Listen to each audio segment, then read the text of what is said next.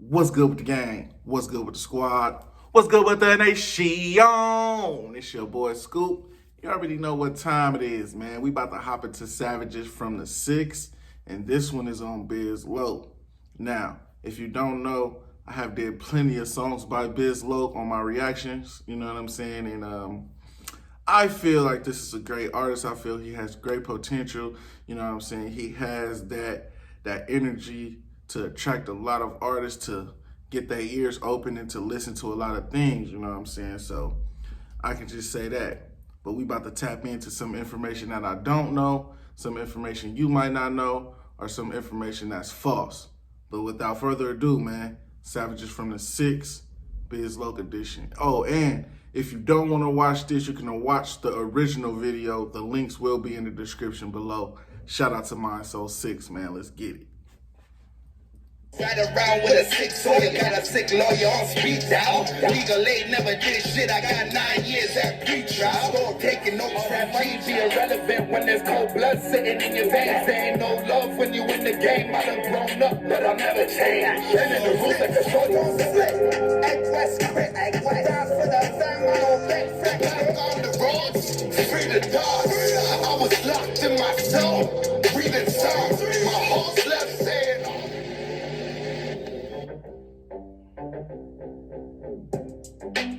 This is 29-year-old Brian Harrington, better known as Bizz Loc. He's been referred to as Toronto's scariest rapper, hailing from the Dufferin and Eglinton Avenue West area, and is a longtime member of EWC, or the Eglinton West Crips. He's also the co-founder of Real Recognize Real Records, which he and his friend G Chili created in early 2018.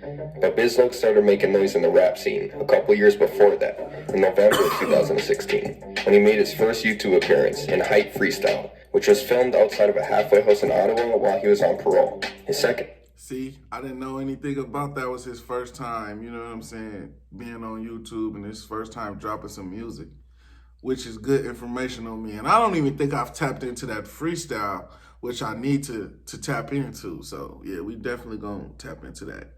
Music video was Look at Me, and this one was filmed out west while he claims he was trapping. Once Bizz Loc was legally allowed to return to Toronto, he dropped his third video, which was God. This song instantly went viral, and to this day, it's his highest viewed song on YouTube, and the most notable. After releasing that, he would follow up with Dark Side, Set Trippin', and then a feature on Shop. Bizz Loc maintained his buzz by following up with several more tracks, and started to be noticed by a few big names. He caught the eye of Drake, who saw a bottle of his branded liquor, Virginia Black, in the Dark Side music video. He invited Bizz Loc to a halftime lounge party at a Raptors game, and he also said that he was contacted by Tory Lanez, Casanova, and even The Weeknd's manager. He was making major strides in his rap career, and consistently growing his fan base. It's unfortunate, but Bizz Loc is another rapper who can't decide between the streets or music and tries to balance the two, which rarely works out for anyone. He was recently arrested in October of 2020 for what's apparently a gun charge, along with probation violations, and there's no word on when he's getting out. But this recent arrest definitely isn't Bizz Loc's first time getting locked up. He has a long rap sheet dating back over a decade and was involved in a few separate incidents. He's one of the only rappers that's ever made a diss track against a jail, so it's clear that the two have history. All that will be explored in this episode of Savages from the 6, where we'll take a look at Eglinton Avenue West, Bizz Loc. So Bizz Loc is from a section of Eglinton Avenue West known as Little Jamaica, which is in the York region of Toronto. This strip has seen countless shootings and homicides over the last couple decades. Most recently, 6 people were shot outside of a bakery near Eglinton and Oakwood in September. Bizz Loc ended up being part of the Eglinton West Crips, a gang that derived from an earlier group called the Front Page Gangsters, which was formed by high school friends back in the mid-1990s. The gang's turf is a long stretch of Eglinton Avenue, from Keele Street east to Oakwood and the surrounding areas. Their main rivals are the Vaughan Road Bloods, with several murders being connected to this classic Bloods vs Crips feud. Most gang members with 10 plus years of experience will likely have had some run-ins with police along the way, and Bizz Loc was no exception. He's been involved in a few different cases and even spent a long period of time behind bars too. But before we dive into the murky stuff, let's take a brief look at Bizz Loc's upbringing so we can understand where he's coming from. Thanks to in-depth interviews by Cash Feelings, We Love Hip Hop Network, and Markadelic, you can get a picture of Bizz Loc's story, and a good deal of information used in this video was pulled from them. I'll include a link down below for anyone interested in watching them. For now, hey, you know what's crazy about Bizz Loc's his interviews? You gotta be very, very prepared to interview Bizz Loc, you know what I'm saying? And you gotta come with correct, knowledgeable questions. You just can't ask them no bullshit and think he's just gonna answer it and it's just gonna be cool. No. This brother's brain, his mental, his pride, you know what I'm saying? All that combines into that. So when you ask him certain questions, it might feel like he coming off disrespectful or rough, you know what I'm saying? But that's just him. That's just the person he is, you know? I've noticed that watching his interviews. I'll try to summarize it.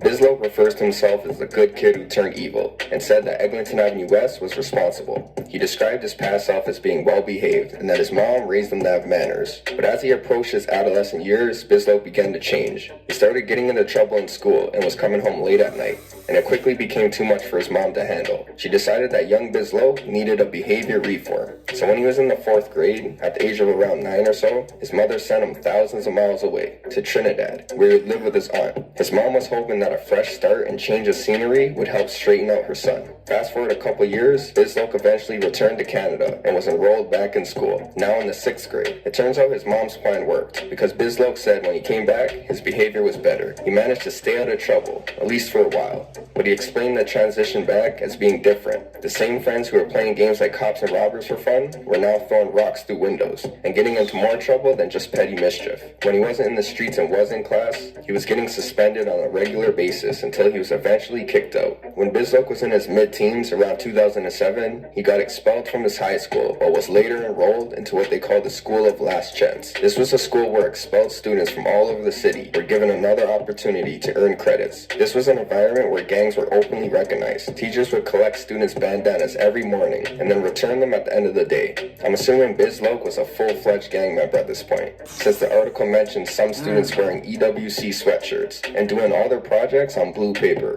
I don't know if he graduated or not, but it's reported that he did stints in juvenile detention, so bouncing between that and school can make it tough to stay motivated. Soon enough, Bizz Loc found a new passion, other than the color blue: rap. He recalls his first memories rapping when he was around 16 or so, when he and his friends would often get drunk and freestyle in building staircases. You know those staircases that you would go walk through and you see black trash on the floor and shit? Yeah, that was us. Yeah. He was really pushed to take raps. Hey, it be like that in sections like that, you know?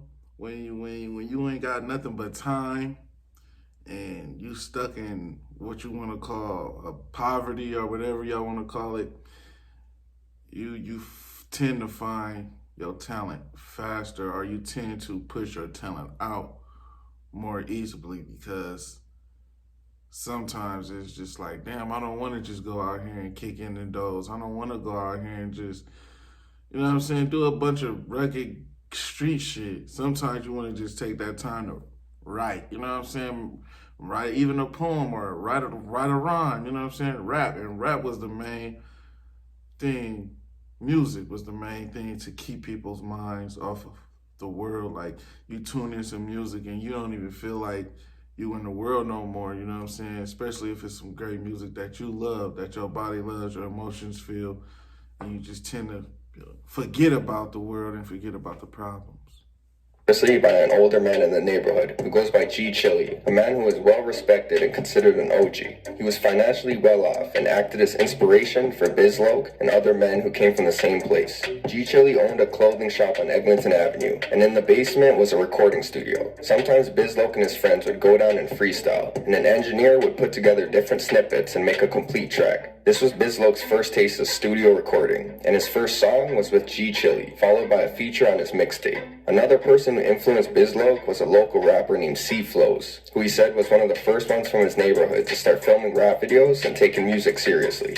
Ultimately, one of the key factors in Bizz Loc's music journey was jail. While inside, he would rap with other inmates out of boredom, and his passion began to develop further. But being in that type of environment, there's a lot of distractions that can make it hard to focus. It wasn't until he was thrown into the hole, or solitary confinement, that he actually started writing music. While inmates are in the hole, they can't take items into their cell, so Bizz Loc said that he snuck in a pencil by hiding it in his cheek, and used it to write lyrics on the wall. He said one day he performed live for inmates, some of them serving life sentences, and claims that a few men were left teary-eyed after hearing Bizz Loc rap about their mutual struggle. Once he was released from jail, he had a bunch of written material and also a newfound motivation to pursue rap. At this point, some of you may be wondering, what was he in jail for in the first place? It was the result of an incident that happened in the year 2009, and it would be Bizz Loc's first adult run-in with police. But before we get to that, I want to quickly mention something impactful that Bizz Loc experienced the year before that, in 2008. He was with his close friend, Stephen Barton, who was also an Egg West Crip member, moments before he was shot and killed. It happened at a bus stop around Keele and Eglinton on the afternoon of September 9th, 2008. Seeing something like that could understandably have... That's my birthday. My birthday, September 9th. That's fucking crazy. But you see what I mean by being in fucked up situations and in fucked up environments. You tend to push out your talent. You tend to pinpoint it more and use it for whatever you need to use it for to try to find a way out, find a way off the negative and shit. You know what I'm saying? That's basically what a lot of people in jail do. You know what I'm saying? When you in that environment and you end up in solitary confinement, you tend to think a lot, so you gotta get it off your chest somehow. You gotta get it off your mind somehow, so you tend to just want to write, jot, you know what I'm saying? That's why it be so much artwork, graffiti out, you know what I'm saying? Because that's just energy and emotions coming out of people. And that's sometimes the best way to get that energy off, instead of then going to do something that's gonna end you behind bars. But being behind bars, you tend to hear a lot of stories from people, you know what I'm saying? You tend to talk what a lot of people want to talk, or you hear a lot of people talking, because that's all you're around is people all day, inmates all day. And you get stories in your head, scenarios in your head. So now, when you tend to write shit down, you're going to write shit down different. You're going to have a different platform to express, different words to express, because now you're reading books. Now, you know what I'm saying? So your craft is going to get better. Effect on a young mind. After losing his friend, it was about a year later when Bizz Loc would commit his first major criminal offense. The story begins in the midnight of August 14th, 2009. A man named Mikey George was in his apartment, located on top of a store at 1692 Eglinton Avenue West.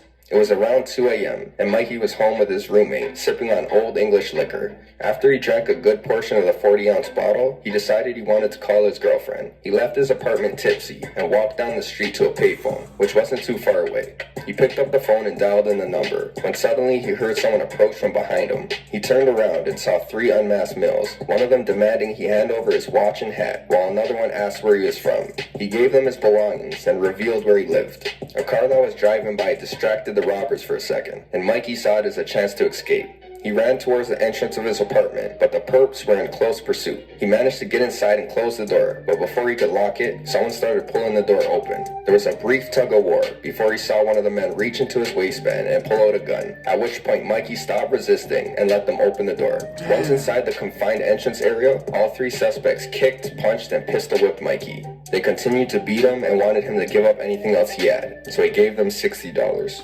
They then dragged him upstairs and into his apartment. Once inside, they asked Mikey which room was his. He wasn't really talking, so one of them kicked in a random bedroom door, but no one was inside. Mikey screamed for help, trying to get the attention of his roommate, who was in another room with the door closed. He told his roommate to call the police, which spooked the robbers. All 3 of them ran down the stairs and left the way they came. Mikey was still in his apartment, now banging on his roommate's door, when one of the robbers returned. It was the one who was armed, and without words, he shot Mikey once through the abdomen. The gunman fled, and Mikey, now panicked, applied pressure to his wound by wrapping a t-shirt around it. He called 911, and once emergency crews arrived, he was transported to Sunnybrook Hospital with serious but non-life-threatening injuries. 14 hours later, while Mikey was still recovering in the hospital, police began pressing him for details about what happened. They had Mikey give a video-recorded statement in which he provided his version of what happened, and also a description of the suspects. After hearing Mikey's story and details about the suspect's appearance, the police had a few potential names in mind. They arranged separate photo lineups for each 3 of the men they thought were involved and had Mikey look at them. He picked out the 3 individuals who he said were responsible for robbing and assaulting him that night. The first suspect was named Andrew Davis. The second was a young offender, listed only as AC. And the last, who Mikey claims was the shooter, was Brian Harrington, Bizz Loc. All three of them were tracked down, arrested, and charged with robbery, break-and-enter, forcible confinement, assault with a weapon, and unlicensed possession of a firearm. After a couple years of preparation, the trial of Bizz Loc and the two accused would begin in early June of 2011. The unidentified suspect, AC, ended up revealing a potential motive for the robbery. He said that the victim, Mikey, was wearing a red hat and a red shirt, and they thought he was affiliated with the Von Road Bloods. Long trial short, the victim Mikey being able to identify Bizz Loc, along with what seems like his friend AC working against him, there was enough evidence for conviction. He pled guilty to the charges and was sentenced to 9 years. He was given credit for time served while in pretrial custody, and altogether... See, that's what I wanted to get at, like, them 9 years, that's a lot of time. You know what I'm saying? For just anybody, I don't fuck what y'all saying. That's just a lot of time. But at the end of the day, you see how he created his talent. You know what I'm saying? He still didn't give up on his talent. He steady kept thriving and thriving and thriving. And now that you got this much time, you got so much time to build your talent. You got so much time to create.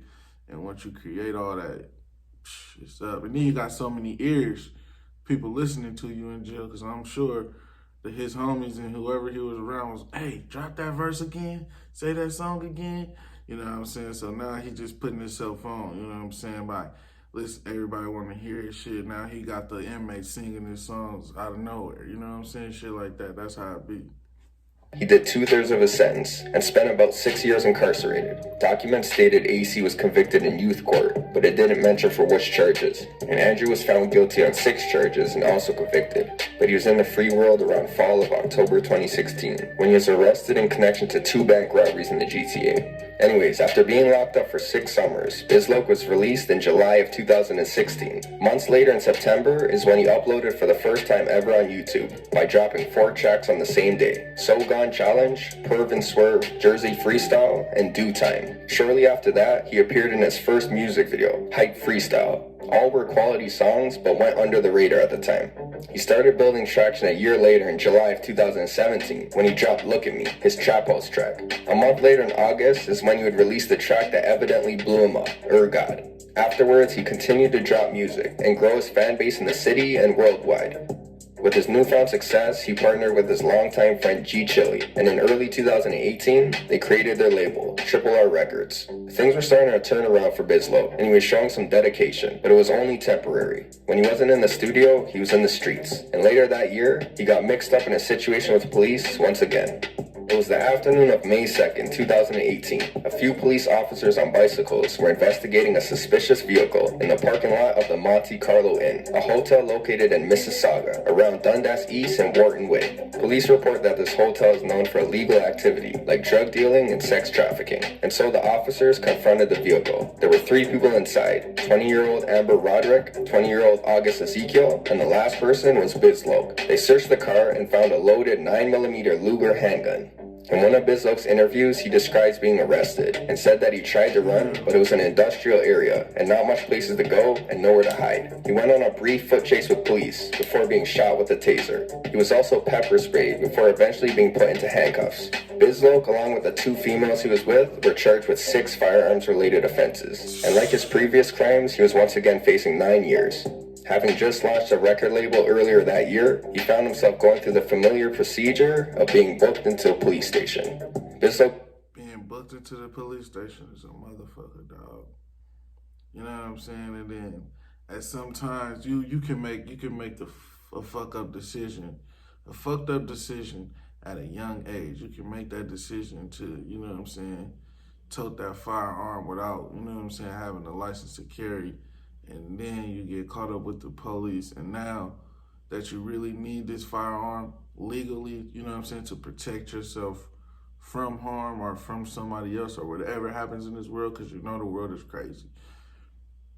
It's now you need somebody else to be around you so they can even have that right to even protect you. You know what I'm saying? So it's just all fucked up in the situation. It's like, but hey, man, this be life, man. This really be life. And, In certain situations, you gotta protect yourself, man. Regardless, all your decisions, your decisions is what makes you feel like that, you know? He admits that he was stressed out and disappointed in himself, since he was just starting to build a successful life but was behind bars again.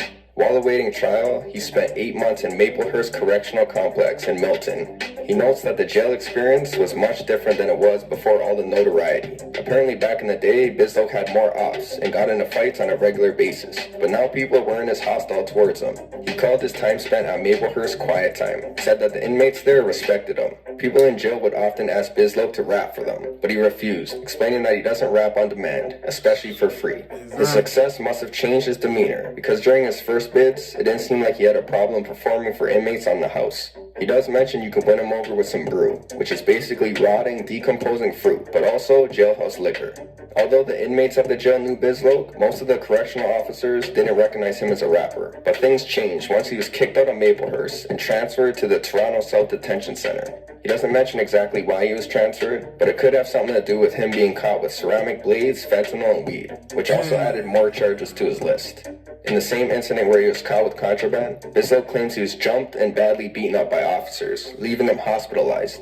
Apparently, officers conducted a search of his cell early in the morning, and after finding the contraband, things became physical. He was thinking of having his lawyer open up a case against the police for use of excessive force, but decided not to pursue it. Once Bizz Loc arrived at the South Detention Center, he said that now not only just the inmates knew him, but most of the officers as well. He claims one day, a person he believed to be the superintendent or warden of the jail was doing rounds when he recognized Bizz Loc from his interview with We Love Hip Hop Network. He ended up being put on the same range as fellow Toronto rapper Killer the Crook. And what's crazy about that situation is you see why he made that song "Fuck the South." You know what I'm saying? If you in a situation like that, of course you're gonna, you know what I'm saying, you're gonna find a way to express yourself. And he said he didn't want to take on a corner song, so he said, "Fuck it, I'ma still get bread off this shit, but now I'm gonna let y'all know. I'm gonna let y'all know what I'm about and what's really going on here and where I'm trying to pursue." And he pursued that music shit and he made that song, you know what I'm saying? And what they try to do, they try to block that song, they try to take it down. You know what I'm saying? It's crazy. Who previously appeared in that same interview alongside Bizz Loc, and they also have a track together called Feedback. Another rapper in jail was Casper TNG, who was arrested after a high-speed chase through the city. Unlike Maplehurst, Bizz Loc's time spent at the South Detention Center was the opposite of quiet time. We can get a glimpse into his jail experience with a story he told on a video, Center Stage. One day, the three rappers, along with several other inmates, were having a party in one of their cells. They were drinking brew, freestyling, and started to get noisy, causing staff to notice them. A couple officers confronted Bizz Loc and the others and told them that there was too much people in one cell and they needed to disperse. At first, the inmates refused, but once more staff and backup arrived, they eventually returned to their own cells. But Bizz Loc started getting angry with one of the officers, who apparently tried to size him up. A sergeant on the scene who was familiar with Bizz Loc was able to calm him down, and he agreed to go back into his cell. Once inside, one of the officers slammed the door behind him. Bizz Loc saw that as disrespect and snapped, and was once again hostile. He started yelling at the officers while he took off his shirt and tightened his shoes, preparing for a fight. One of the officers noticed Bizz Loc reach into his sock and take something out, which was assumed to be a shank. It was actually some type of contraband that he was handing to his cellmate to hide. All of the staff panicked and barricaded the outside of his cell with couches. Bizz Loc said he saw an officer prepare to open the door, but he didn't follow through.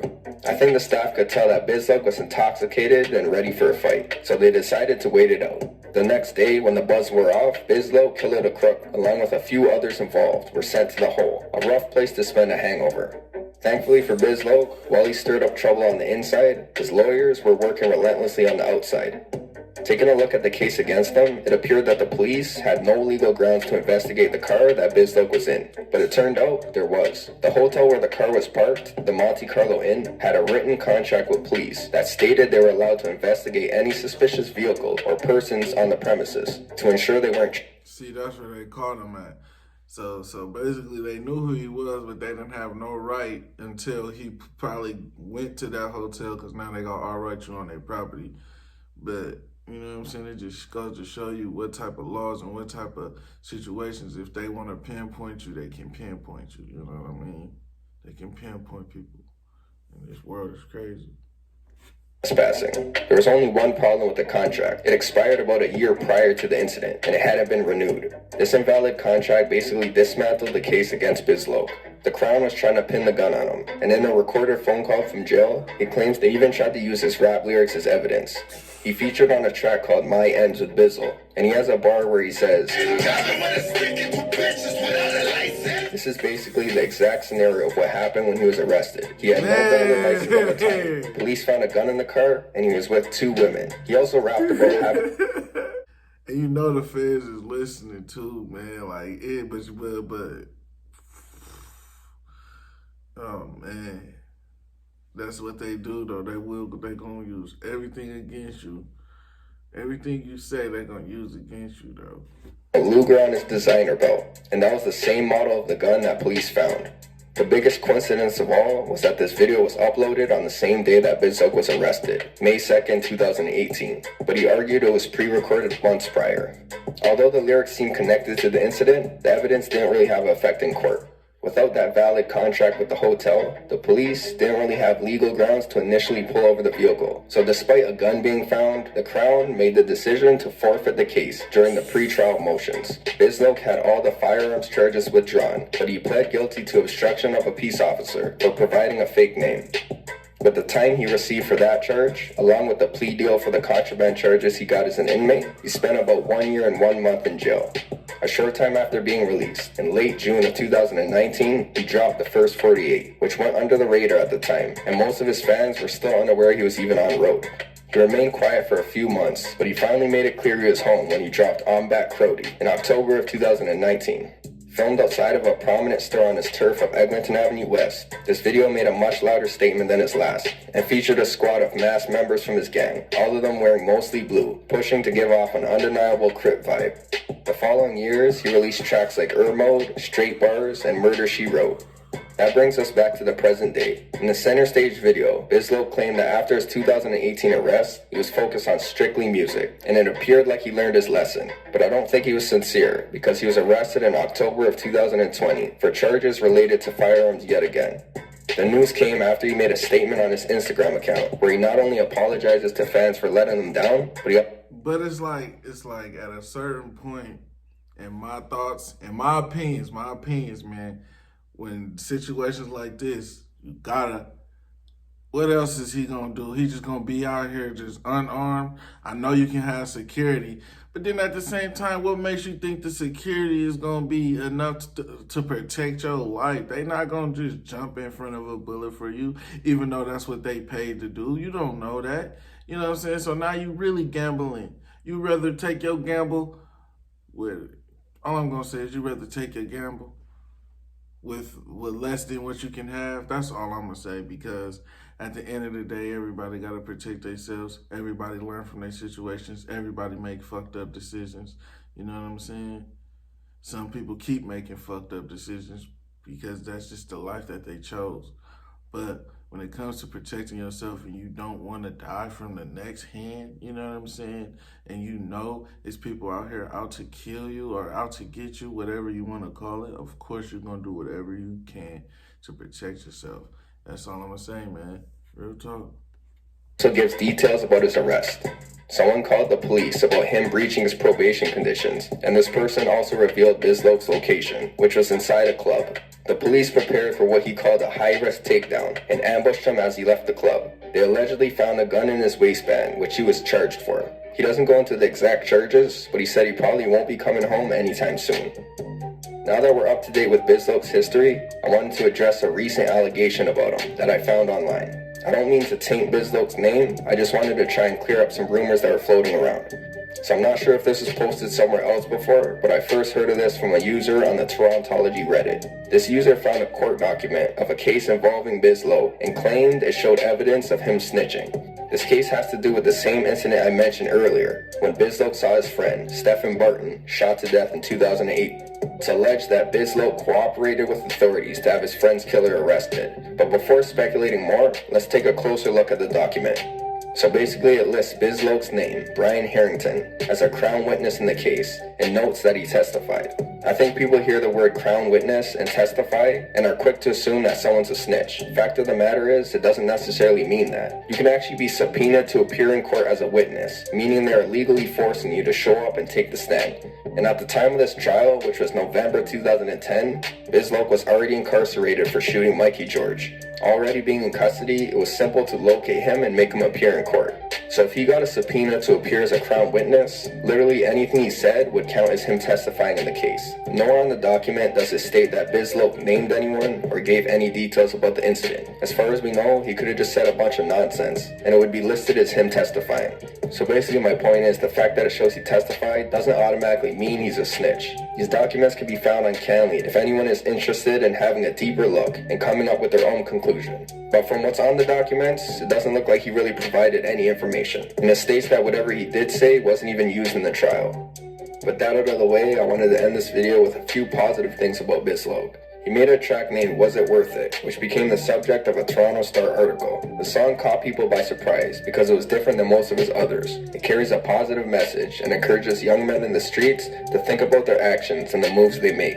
The song also acts as a general tribute to many rappers in Toronto who have passed away due to gun violence over the years. He also collaborated with Six Buzz and Cash Feelings and hosted a backpack giveaway for the kids going back to school this year. And he created a non-profit organization named P2P, or Power to the People, that focuses on giving back to the youth. Bizz Loc did more positive things for his community than most artists in the city, but still wants to see them succeed too. He said he's always willing to promote new rappers coming up, and even had an event called Who's Up Next, where he was giving away a verse to one lucky independent artist. Bizz Loc is definitely a different type of rapper, with an undeniable sense of authenticity. Unfortunately, being real comes with consequences when you're from the streets. He's currently in jail, and there's not really telling when he'll be out. He recently dropped the tape, Body Bags by the Dozen Volume 1, and he noted on his Instagram post he has a bunch of other music on the way as well. So there should be enough content out to keep people tuning into Bizz Loc for a while.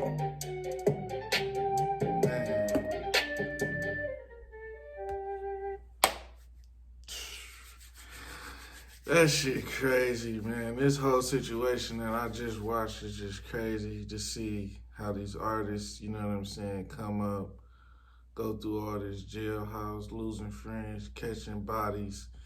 You know what I'm saying? Motherfuckers trying to pinpoint them. You got the world trying to really cross motherfuckers out, you know what I'm saying, at the end of the day. And it's all on now what you gonna do to not get killed? What you gonna do to get this money? You know what I'm saying? What you gonna do to take care of your kids? You know what I'm saying? What you gonna do? Because at the end of the day, when you got motherfuckers after you for situations that you chose either years down the line or just off of motherfuckers just don't like you, period. Because there's people out here that just hate a person because of the success, because they see the talent in the person, or they see that they can't stop this person regardless what they try to do. You know what I'm saying? Like, that's just like breaking somebody's legs, and then that person that got his leg broken still get right back up and keep going. You know what I'm saying? They're going to be mad at that, like, what the fuck? So now it's just all of a strategic way to try to cancel a motherfucker out and knock them off. Don't you see? That's what they doing to these artists. There's so many artists out here in Toronto and in America, you know what I'm saying, in the United States, period. This whole world that's dying, bruh. That's fucking dying at a fast rate. And it's like, once it happens, oh, and then it's on to the next rapper, you know what I'm saying? Oh, he's gone now, it's on to the next. It's just a fucking recycling bin in my eyes, and it's just sickening because it shouldn't be that much death. And hey, man, all I can say is protect yourself at all costs, you know what I'm saying? Much love to the people out there, much love to my subscribers, man. And hey, keep doing your thing. Tap in with me, man. It's your boy Scoop, man. We out.